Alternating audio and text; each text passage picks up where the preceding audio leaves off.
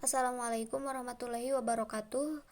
Kembali lagi bersama saya di Monolog Bisnis. Baik, langsung saja untuk kali ini saya akan menjelaskan tentang ruislek tanah wakaf. Nah, wakaf yang berarti, langsung saja ke pembahasan.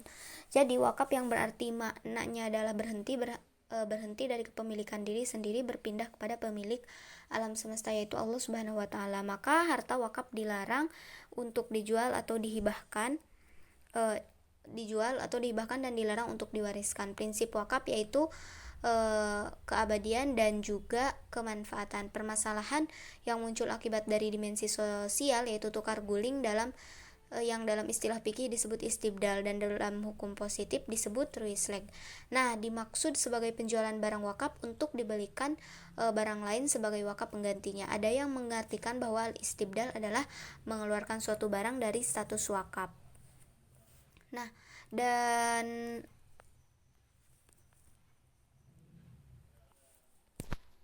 adapun perbedaan pendapat atau polemik tentang ajaran wakaf ini sering terjadi di masyarakat Islam khususnya di Indonesia.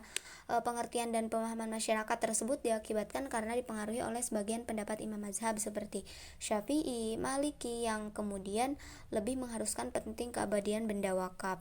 Nah, walaupun telah rusak sekalipun berbeda pendapat dengan Imam Hanafi dan Hambali yang membolehkan melakukan perubahan terhadap status benda wakaf ini ya.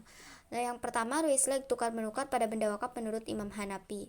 Dalam kitab Al-Bahrur Ra'iq, Imam Hanafi memberikan pengertian tentang wakaf, yakni yang artinya menahan benda yang menurut hukum statusnya tetap menjadi milik dari orang yang berwakaf atau wakif, dan yang disedekahkan adalah manfaatnya saja.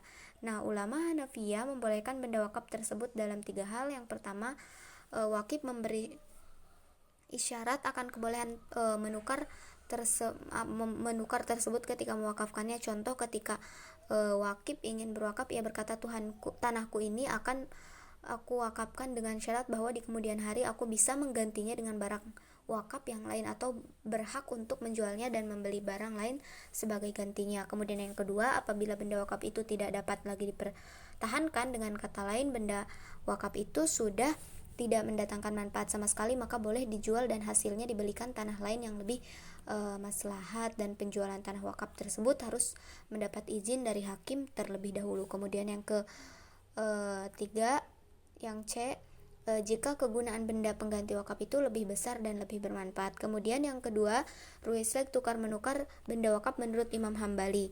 Nah, Imam Hambali memberikan definisi tentang wakaf, yakni menahan kebebasan pemilik harta dalam membelanjakan hartanya yang bermanfaat dengan tetap utuhnya harta, dan memutuskan semua hak penguasaan atas harta itu, sedangkan manfaatnya dipergunakan pada suatu kebaikan untuk mendekatkan diri kepada Allah Subhanahu wa taala.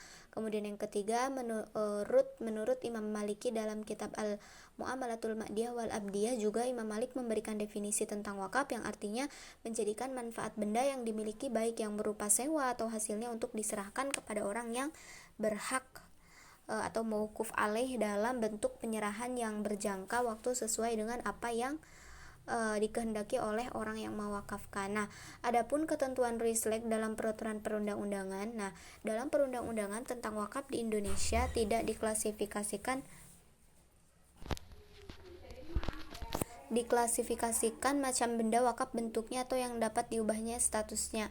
Jadi dalam hal ini undang-undang secara mutlak membolehkan perubahan status harta benda wakaf apapun jenis bendanya, sebab yang menjadi sorotan bukan bentuk akan tetapi yang terpenting dari wakaf adalah fungsi dan tujuannya.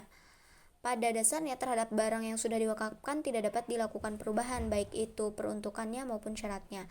Dalam pasal 11 Peraturan Pemerintah Nomor 28 Tahun 1977 tentang perwakafan tanah milik juga dijelaskan, yang pertama, pada dasarnya terhadap tanah milik yang telah diwakafkan tidak dapat dilakukan perubahan peruntukan atau penggunaan lain daripada yang dimaksud dalam ikrar wakaf.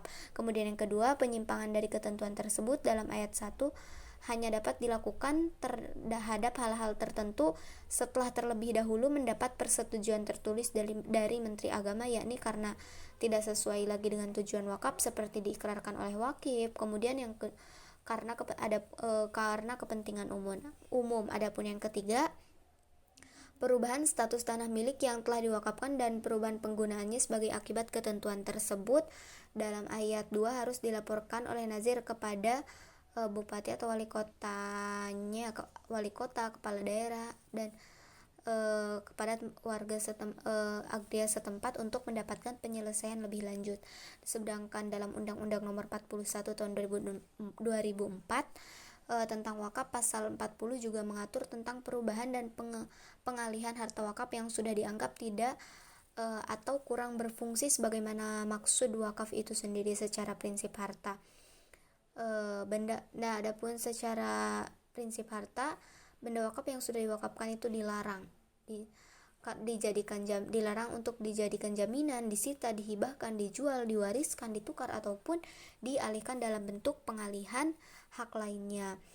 Adapun dalam tata cara peralihan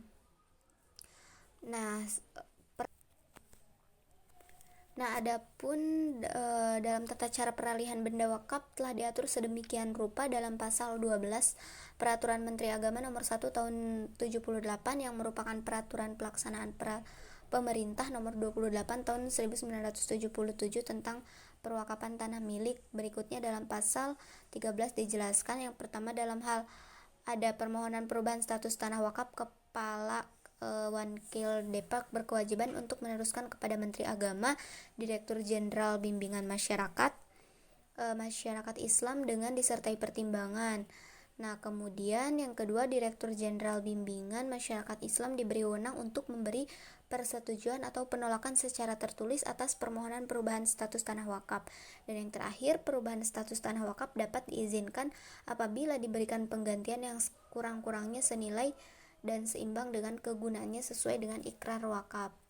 Nah, itu mungkin sekilas terkait truislik tanah wakaf. Kurang lebihnya mohon maaf apabila ada kata-kata yang kurang dan salah. Wabillahi hidayah wa taufik. Wassalamualaikum warahmatullahi wabarakatuh.